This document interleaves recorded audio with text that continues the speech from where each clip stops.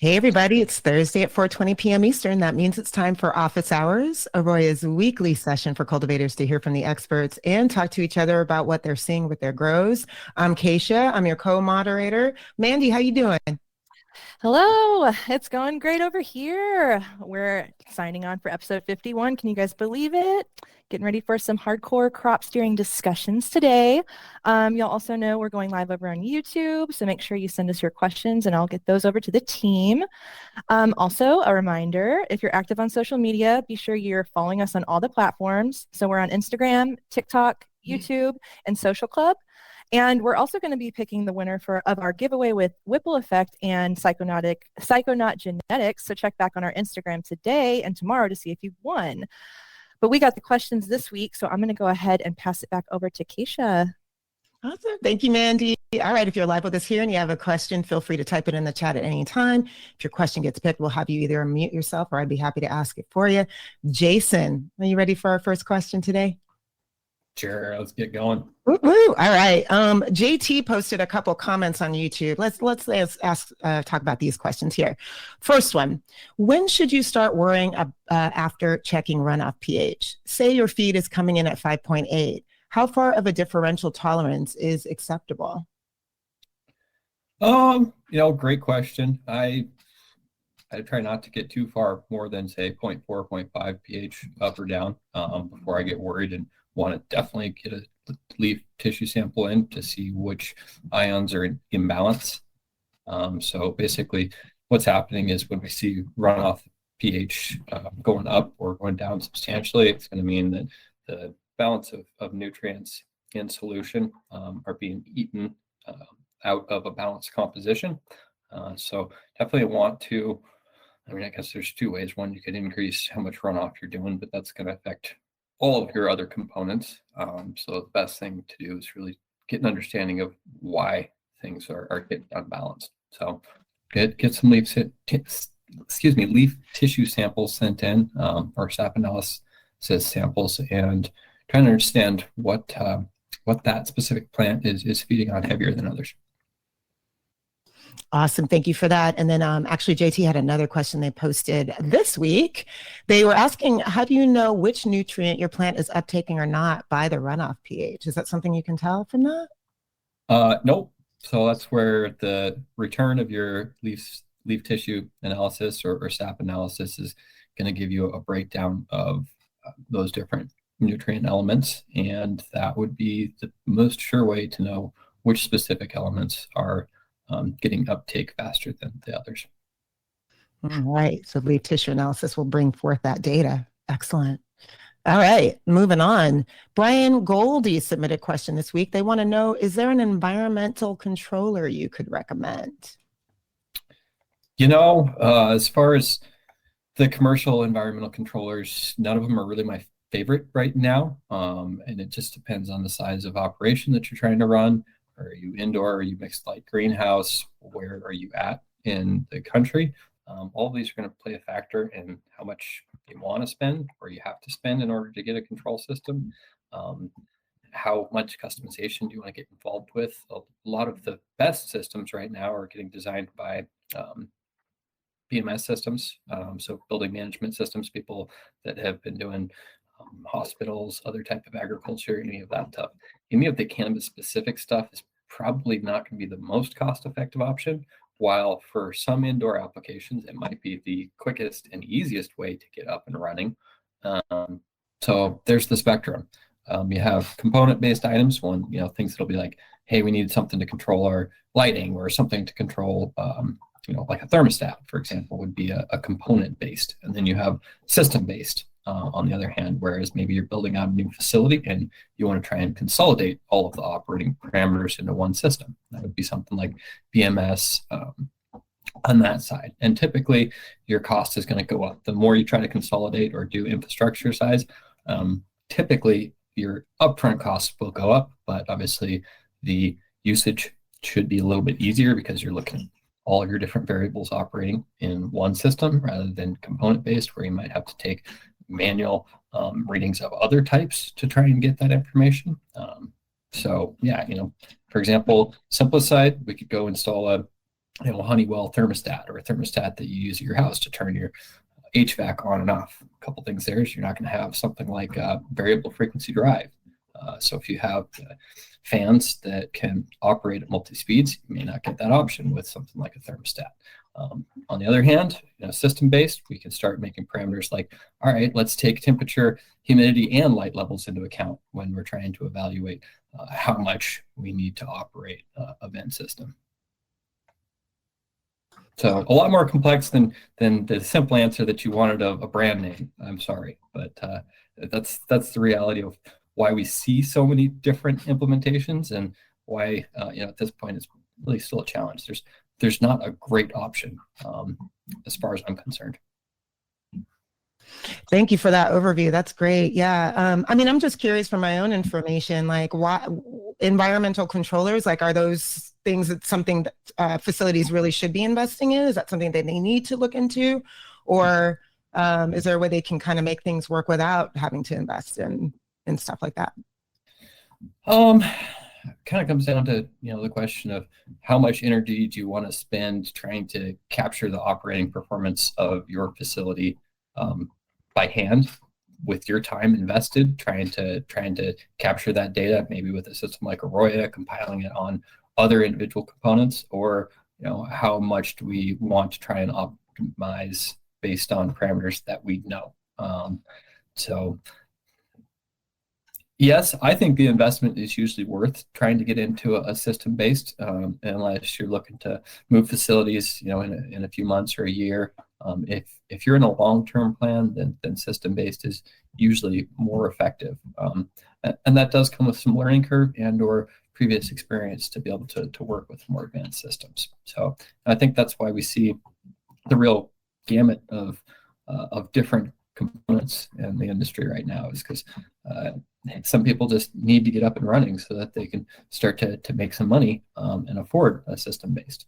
That being said, if you're retrofitting existing buildings, sometimes component-based is easier to install. Like I said, it's less upfront cost. If you're starting from scratch, then system-based operation is the way that you want to invest if you're looking for long-term operating convenience and return. Wonderful. Thank you for that. Yeah, always trying to figure out ways to really define what makes the most sense from a short-term versus a long-term investment with facilities. So thank you for that. Mandy, I'm going to send it over to you. What do you have going on over there? We have a question about lighting. Y'all know I love that. Our friends over at River City Growers wrote in your experience, what's the optimal spectrum balance for LED flower lighting? Great question. As far as lighting goes, one of my most favorite subjects for anyone that's been watching the show. Look up photomorphogenesis if you want to know all the science behind these things, or as much as the science that we've progressed with cannabis in specific. Lots of information about how other crops perform when we modify blue versus red spectrums, as an example. So when we look at the history of LEDs, not all of them were necessarily considered full spectrum. Some of the interesting things here is we're looking at the different chlorophyll responses in the lighting spectrum curve. So, down here we're starting with blues, purples, etc. Below say 400 nanometers, and then up on the high end, the 800 range would be something like far reds, ultra, or infrared, excuse me. And so really what we're talking about is how much intensity is in each of these. When we look at something like HPS, usually they're going to be more parabolic, and so they're kind of approaching it kind of like the sun, right? Anything that's incandescent, a little bit more like the sun, where we have mostly balanced. Sure, we taper off at the ends, and actually a lot of HPSs have a little bit of spike over at the far red. That's when we start talking about radiation to room temperature ratios, and why we can operate rooms a little bit hotter with LEDs than HID. So HIDs would be metal halide or HPS, the most common. And metal halides are a little bit of a compromise. I don't mean to get too far away from LEDs. I'm just trying to give some context to the question and the evolution of LEDs. So a lot of the earlier LEDs were it was harder for companies to produce some of the optimal type of diodes. So LED lights are just composed of a whole bunch of small diodes, which are a type of doped junction for any of the electronics gurus in here. When we run a voltage differential across that doped junction, it produces light. Depending on what type of chemical we put in that junction is going to change the color of it, or specifically for this conversation, the spectrum. And so when we look at a lot of the older LEDs, sure, they were pink, right? And a lot of the newer terminology comes into full spectrum. Reality is there are just a combination of different color LEDs, different color diodes, all in combination on a light. So if we take a picture of an LED, or if it's really dim and you can look at it with your eyes, you'll see different color LEDs in there. Some of them are white, some of them might be blue or purple. And based on research in photomorphogenesis, they can be modulated by certain brands to emphasize some of the spectrums. Apologies. And a lot of times LEDs are more efficient because they're producing more light for how much heat is produced. So HPS is a lot of the energy goes into heat. LEDs are actually producing more light wattage than heat wattage. And we can also tailor those LEDs. So a lot of the manufacturers have more diodes in our chlorophyll ranges. So I think that's, I mean, I'd have to look it up, but I think around 420 and somewhere in the 700. And when we look at full spectrum, they are sometimes filling in those other gaps. Those other gaps are how we activate things like phytochromes, cryptochromes, other types of secondary metabolites that modify the plant behavior. To make it even more complicated, so when we look at photomorphogenesis, what that's talking about is how does the plant respond to the spectrum at different phases in its life cycle. And for vegging plants, a lot of times the more blue ratios will increase how much stalk stems vegetative growth that we can implement. Some of the manufacturers these days have like spring setting and summer setting and fall setting on their LEDs. What this is doing is just modulating how many of the specific LEDs or the intensity of the different color LEDs are on. And so that we get a cumulative spectrum that changes. And so moving through the cycle, something like that in veg would have usually more blue lights enabled.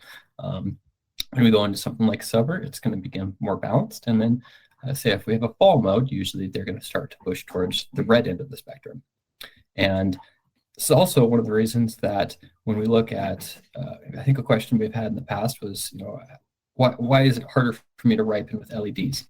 Well, traditionally HPSs have significantly more far red, which is what tends to make the plant more generative or ripen up towards the end of it, which makes sense when we think of a plant's life cycle in respect to the seasons. Long answer again, but what is the perfect spectrum?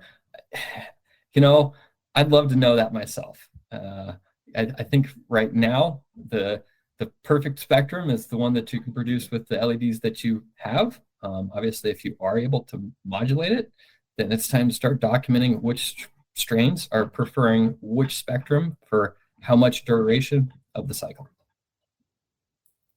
Wow, I did not know that the seasons were factored into lighting that much. That is really cool. Thank you for that, Jason.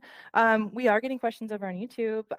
Brian wrote in, when do we want a higher substrate EC and why? Yeah, so if we referenced kind of the crop steering methodologies that we've gone over for many episodes, we like to have substrate EC gradually increase while we are doing generative stacking. So I mean that's kind of why we call it. One of the reasons I call it stacking is because we see the EC stacking up.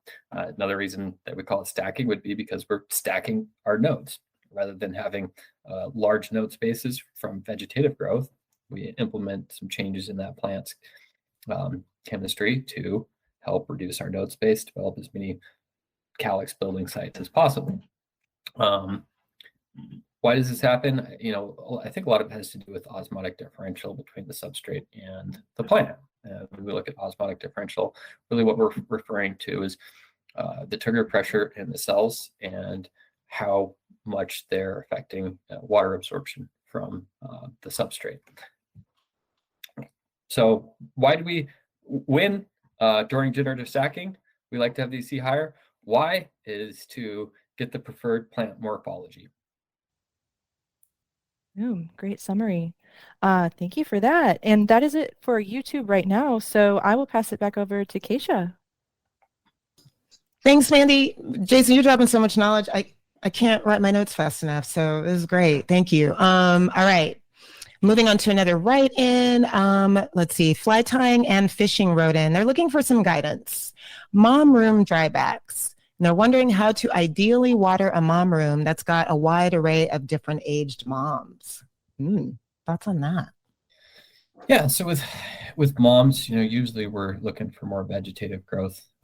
Obviously, we're typically in an 18-hour light cycle, and we're trying to build plant structure as fast as possible so that we can get as much clones harvested from those moms as possible. So basis of vegetative steering is a wider irrigation window, lots of pulsed irrigations from beginning of irrigation window to end of irrigation window. Specifics of that are going to depend on the transpiration rates of the plant, which is affected by age as well. And then plant size, or excuse me, substrate size. So plant size, substrate size, those are going to be the main factors that you're looking at when building an irrigation schedule in your mother room. Awesome. Thank you so much. All right. We got another question in here. I love these because I think I know the answer, but 6mm Beast wrote in, I'm using 45% water capacity cocoa. What percentage do I dry back to for veg, stretch, bulk? Yeah, again, looking at genetic and substrate size specifics, in ideal type of scenarios, usually for generative, we are looking at, anywhere between, say, a 15 to 30%. And then for vegetative, we'll be looking at usually something like 10 to 20%. Breezing through them. Thank you so much. Just a reminder to everybody's on with us live here and on YouTube. If you want to get your question answered, now is the time. All right, moving on to more write-ins. Jungle Jim wrote in, how do you go about calibrating the TEROS 12? Is there a step-by-step walkthrough somewhere I could look at? Thanks. Now, Jason, we talked about this a few weeks ago. My understanding is we don't have to calibrate the TEROS 12. Is that right? Correct. Yeah. When we're manufacturing the TEROS 12s, we do a lifetime calibration on it. That being said, anybody that is using like a Solus, for example, there is options for soilless or soil type of substrates. Really, what this is doing is we're just modifying the polynomial equation. So TEROS 12 sends out raw data. That raw data gets processed, and that's what turns into the water content and EC measurements coming from it. That being said, different substrates have different dielectric permittivities, and that's why we need to know what type of substrate is in there in order to get the correct transformation of the data. And I didn't say calibration because in calibration we're thinking about how do we make it align with what is accurate. Well, the sensors are giving us an accurate measurement of the electricity passing through the prongs, and how do we turn that into a human readable information is really what we're doing. Wonderful. Thank you for that. Checking in with you, Mandy. We got in some live questions over there. We did. We got a couple questions come in. She Wants Big Buds wrote in, how can I use AROYA to help dial in on my irrigation strategies? Well, the first way to do it is to start capturing data, see how your current irrigation strategies are affecting the plants. So getting an idea of what's our substrate EC look like, what does those rises in ECs look like overnight or to the next day, from irrigation, first irrigation of the day to the next day's first irrigation. How big are my drybacks? Are my water contents in the ranges that are appropriate for my media type? those are some of the first things that we need to start looking at. Other things to be looking at would be environment. Are we providing the appropriate amount of light for our plants to have as much transpiration as possible? So, are we optimizing our stomatal conductance from the leaf surfaces? We don't currently produce CO2, but that's definitely one thing to keep into factor when we go to crop steer. We really want to make sure that our environment is on par. So with our sensors, first thing that I like to do before I even get started making any irrigation changes is, are my VPDs appropriate for my time frame? Do my temperatures and humidities make a preferential plant environment? Are we at the temperature and humidity we would need to be for VPD? So after those parameters are dialed in, then we can start to modulate our irrigation schedules, start to either stack that EC like we were talking about in the earlier question. Maybe we need to open up our irrigation windows to stay out of over dryback ranges. Maybe we need a little bit more runoff to reduce how much EC is being built up in the substrate. Those are all kind of questions that can be answered after diagnosing current parameters using our substrate sensors. So it's really giving you that visibility, and you can really start documenting and learning from your strains. That's a way easier answer than I gave. No, I love it. You just gave us a ton of stuff to write about now. This is great. I love it. Thank you for that. So we also have another question about AROYA. All About Science of 420 wrote in, can you tell me about AROYA's tech? How long has it been around for? Yeah, so we think, and I could be a little bit off here because I think I was born about the time that we started doing substrate measurements as far as the meter group technology goes. And I think it was around the early 90s that we were looking at building some of these sensors. As far as the TEROS 12 itself has been out for a little bit longer than I've been working on this AROYA project. So I think about 5 years it's been out, and it's not a lot different than the previous model, which was the GS3. And I think those came out around 2010, 2012. Like I said, I could be off. A lot of history for me to remember, but yeah, it's been proven. With hundreds of thousands of these sensors out in the field, as far as the TEROS 12 goes, it's been used in traditional agriculture fairly significantly. Obviously, with the AROYA product, we've adopted specifically for cannabis and more towards substrates in controlled environment agriculture. Awesome. So tested and tested again over the course of some decades, and then tailored to the needs of cannabis farmers. We love to hear that. Awesome. I think that we're getting some live questions, so I'm going to pass it over to you, Kaisha. Awesome, Mandy. Thank you so much. Bilbo's in the house and dropped a question in the chat. Bilbo, you want to unmute yourself and speak to it? And if not, I can. Yeah. Hey. Yeah. Hey. Happy New Year, man. You too. So my question is about the difference between osmotic stress and water stress when performing programmed irrigations. So working on an irrigation strategy through a specific harvest group.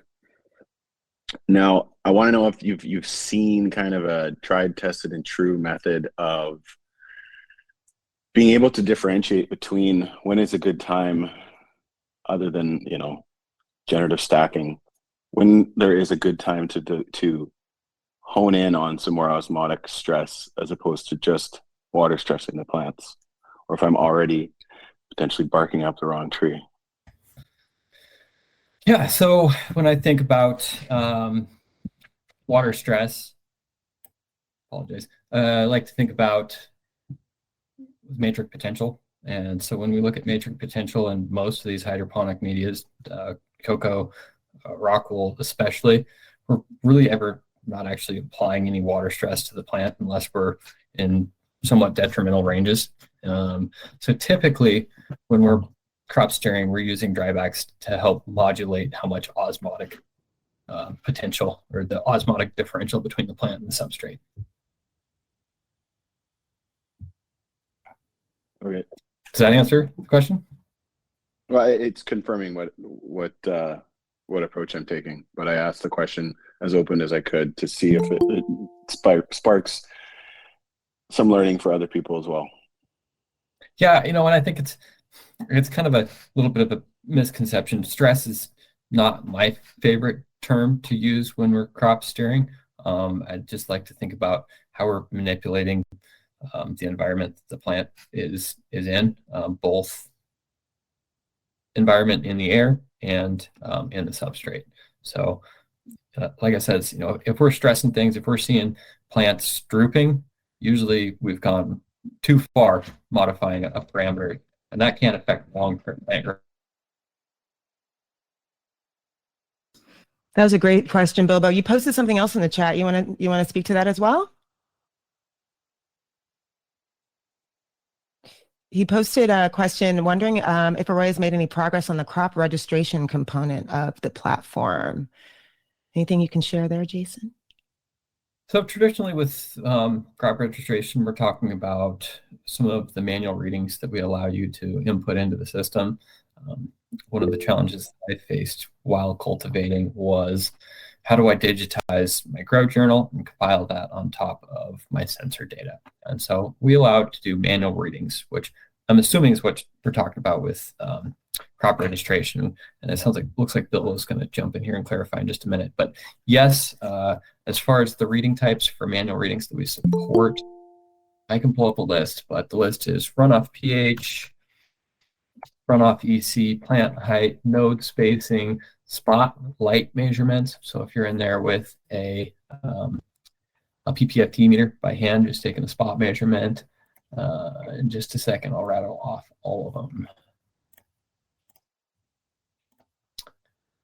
Dryback moisture content, spot EC, spot water content, spot pH, runoff EC, runoff pH, runoff volume, feed EC, feed pH, feed volume, flower diameter, stem diameter, node spacing, plant height, temperature, spot temperature, water activity, stomatal conductance, CO2, daily average VPD, lighting indicator, relative humidity, air temperature, spot. And so, yeah, most anything that we would have taken in a grow journal, you can attribute right to your harvest group, and you can chart those on your AROYA chart. So kind of a great example of this would be if we're looking at the EC and the substrate, and we're used to being in there taking runoff EC measurements, let's plot those on top of each other and see how much EC is building up in the substrate versus what's coming off in runoff. Another one of my favorites in crop registration, this one is critical for crop steering, is the plant height. We really want to be taking plant height, especially coming out of veg. We want to hit the target plant height we know for a certain strain so that we can achieve the appropriate irrigation and environment strategies to optimize the size of plant we can grow. Bilbo, you want to mute yourself? Okay, yes, thank you for the clarity. Now, I guess backstory or understanding, the last time I asked this question was the middle of last year, and I wouldn't know if it was inconclusive, but there was definitely different. I'm seeing a lot of this data being so relevant, and it's very challenging to get one source of truth where everything is. So that's why I'm asking qualifiers like this, if I have someone on site and they're putting these details in, that it would get the same type of graphing capacity and back-end power that AROYA's platform has to make better decisions. And the answer is yes. And I can show you how if we want to. Let's just do a quick screen share and pull up some of our sample data. So first off, let's see, how do we add crop registration information? If you are in the web app and the mobile app, you can do them as well fairly easily. We've recently released the ability to just send these from your Solus meter. So if you're taking EC measurements with your Solus meter, you can log them right into AROYA using that app. So that's a nice, huge time saver. That being said, if you're anywhere on our pages, you can click this blue button and type in or click on reading, and that's going to give you a screen that allows us to tell the system which room and what type, and also what time that we're working off of. My favorite way to do it is to actually do it right on the graph. And the reason I like to do this is because then I don't have to specify which room or the time frame. I get to timestamp it specifically for when I'm taking that reading. So let's say I'm in there taking a runoff reading right here. You can say reading, and we'll say, runoff pH, and we've got a pH of 5.7 in zone 1, and we could say add reading. So obviously with any sampling, the more samples that we get, the better. Now let's say our zone 2 is at 5.8, and then we can record these readings.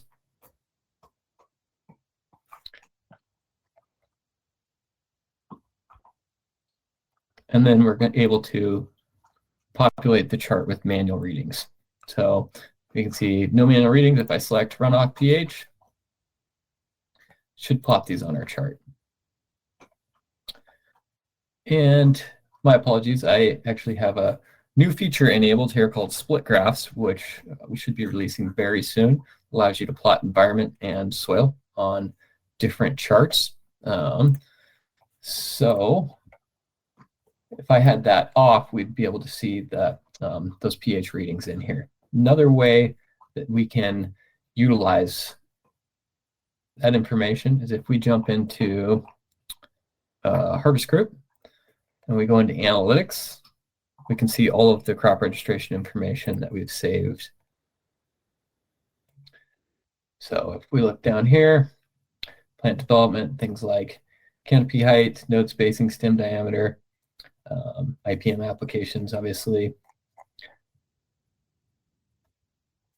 And then obviously our journal is going to have the individual log readings. So just trying to give as much insight depending on how you need to look at that information. If you're on a day-to-day basis, if you're trying to figure out if someone got all of their registration in, and or on a long-term analytical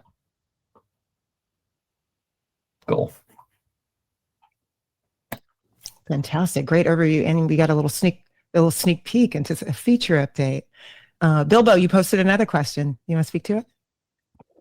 I can't say enough how important I think it is for those manual Kairos readings, qualitative views that people get in the rooms to correlate to this in situ data and what you're seeing from facility-wide space. So seeing these together is just, if anyone is out there collecting this data manually and having to journal it together, let this be a lesson that they just put it together in one place.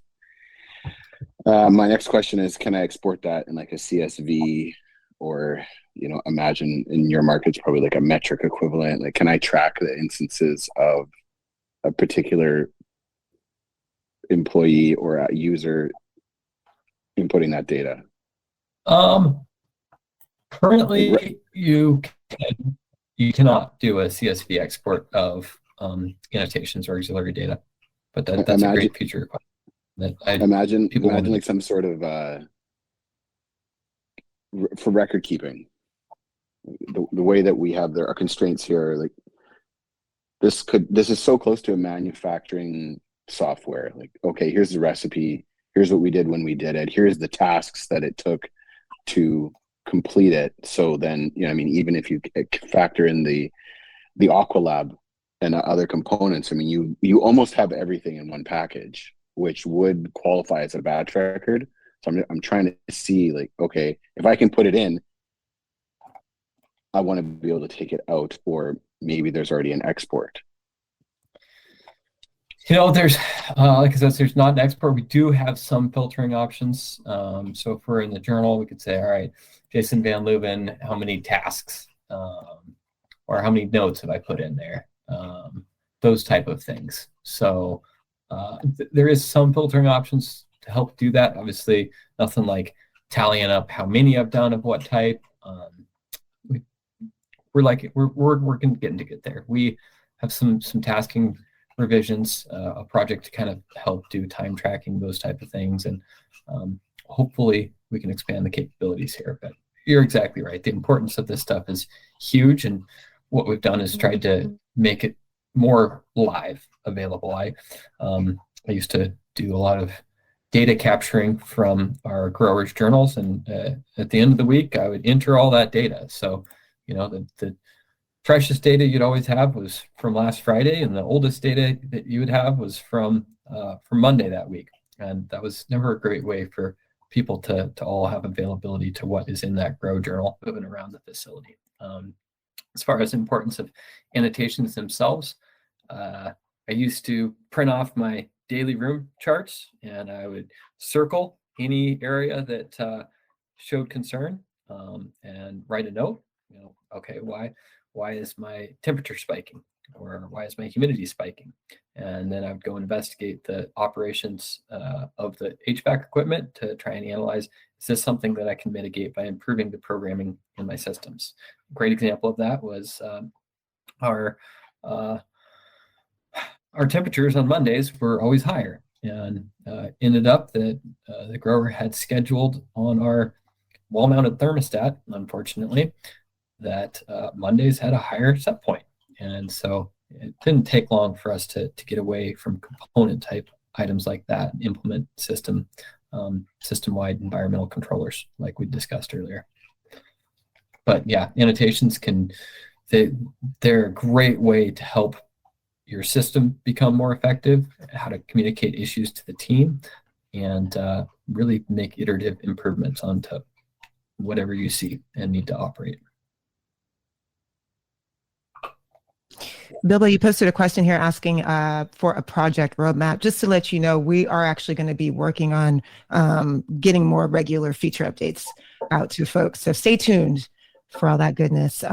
Jason, great overview as usual. Mandy, I think we got a question in on YouTube, yeah?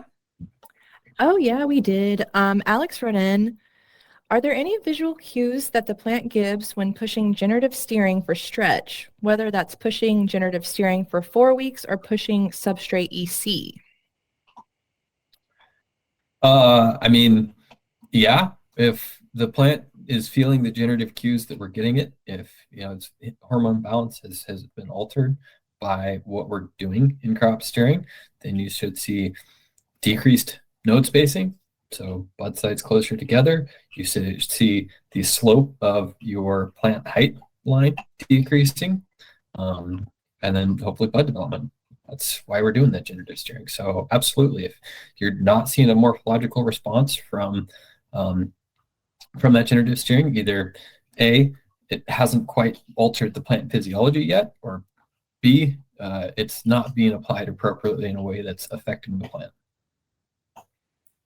Awesome. Thanks for that. And thanks for that question, Alex. If there's any other questions over there on YouTube, make sure you send them our way. But other than that, I think we also have some questions that we got in on Instagram. So I'm going to pass it back over to Kaisha.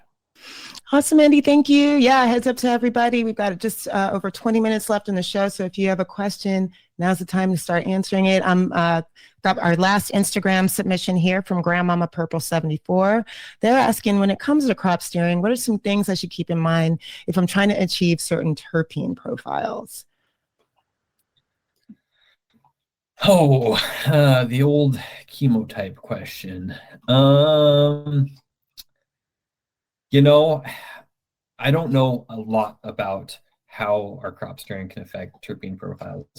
Usually when we increase our THC, we'll definitely see increases in our terpene. How that affects specific terpenes, I think the biggest push there is genetics.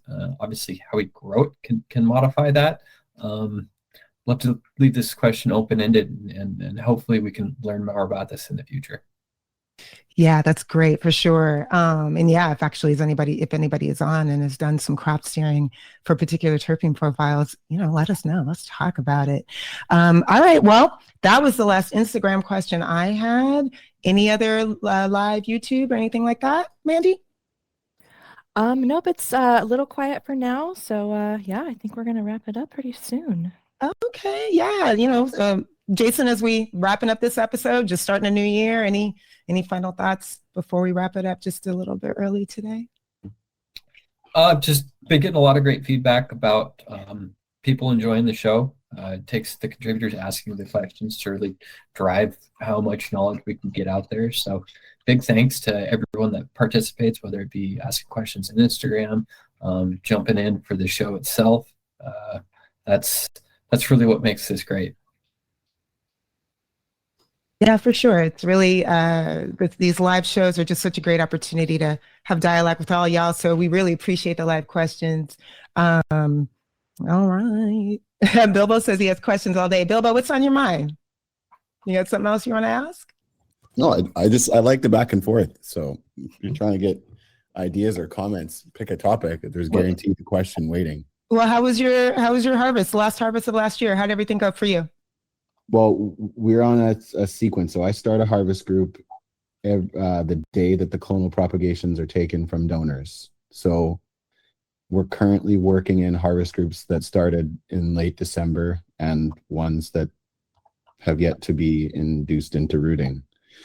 So everything's been going good, trending up on terps and THC and biomass yield. The harvest indexes are looking really good too, getting them up as high as possible. A lot of math, a lot of processes that people have been, they're new to. Like, well, you're weighing that? Oh, you're weighing that? Or we're labeling that? Or, you know, we're checking this 10 times to make sure that it's accurate. We've seen some adverse reactions to what we suspect are environmental in a particular cultivar. So, you know, roll into a mitigation role or resource allocation for how you're going to get rid of it. If you see it expressing a certain way, you realize that this is not going to be sellable as in the product format that you originally anticipated. So dealing with challenges, definitely have been able to only combing through copious amounts of data, and this is why I keep asking a lot of data-driven questions from the AROYA platform, have I been able to take a stab at continual improvement. I think without that, everyone is destined to wonder how much things cost and generally fail as a business. It's an interesting balance. If you are capturing enough information to make good decisions with your own hands and eyes and simple spot measurements, you don't have enough time to analyze it all. And so that's kind of one of the challenges that I was very excited to tackle while I was cultivating, was how can I automate some of this information, whether it's taking plant height with security cameras, whether it was substrate sensors with TEROS 12s, whether it was implementing outside measurements and running comparisons so that the operation didn't care whether it was spring, summer, or winter. All those gave me more time to accelerate the improvements that we could make, because instead of taking them, I was analyzing them. Yeah. Have you heard of Spot from Boston Dynamics? Oh, yeah. Okay, so Spot's are actually viable solution to, you know, lowering your bottom line. Not initially, of course, you have that investment, but something like Spot can easily take plant height registrations. I mean, if you have a infrared pyrometer, you can definitely get your leaf surface temperature from an Apogee device, but whether it's a robot or some form of automation, there's those metrics that I think we've really been drilling into today, that they end up being some of the deciding factors at when you would switch your steer or react to an incoming pest pressure event or things of that nature. So generally, drilling down into costs and analyzing data. I mean, that's something that I would love to spend more time training the team to be able to do. But right now it's still, as you said, you know, you spend more time doing one than the other. It's an imbalance. Bilbo, you're located in Canada, right? Yeah. You having kind of similar issues up there with like kind of overproduction of cannabis? I don't think so. No, honestly, there's a huge portion of the market that can't produce anything of merit. There is a huge portion of the market that wants to buy based on price alone, but there has always been and continues to grow a substantial number of people, so a portion of the market still, that is chasing an acceptable quality limit that only certain people are going to be able to meet. Now, it doesn't matter the market or the region of the world. If you have a brand and have some sort of following, I'm of the belief that you will be fine as a business. But if you're competing for that lowest price to produce and boofiest product, then it's probably going to be really challenging for you. What I see more often than not right now is people retooling their facilities to want to compete, to want to stay in it, because they can do the math, even the napkin math, cowboy math. But they are new to doing it with this level of data that really, I think, is a deciding factor between your boof and your bangers. Truer words were never spoken. I love it. All right, Bilbo, we really appreciate your insights. We are going to close it out early today, but, always, please join us. Keep coming back. Bring up stuff that's going on with you. Mandy, thank you for co-moderating with me. And Jason, thank you for holding down the conversation as you do week after week. All right, everybody, thank you all for joining us for this week's AROYA Office Hours. We do this every Thursday, and the best way to get answers from the experts is to join us live. If you're looking to learn more about AROYA, book a demo, and our experts can walk you through all the ways it can be used to improve your cultivation production process. But as always, if there's a topic you'd like covered on a future office hours session, post questions anytime via the AROYA app. Feel free to drop them in the chat.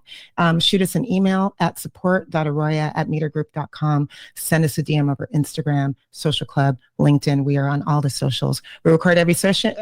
We'll be emailing everyone in attendance a link to the video from today's discussion. It'll also be on our AROYA channel on YouTube. Like, subscribe, and share while you're there. And if you find these conversations helpful, spread the word. Thanks, everybody. See you next time. Bye.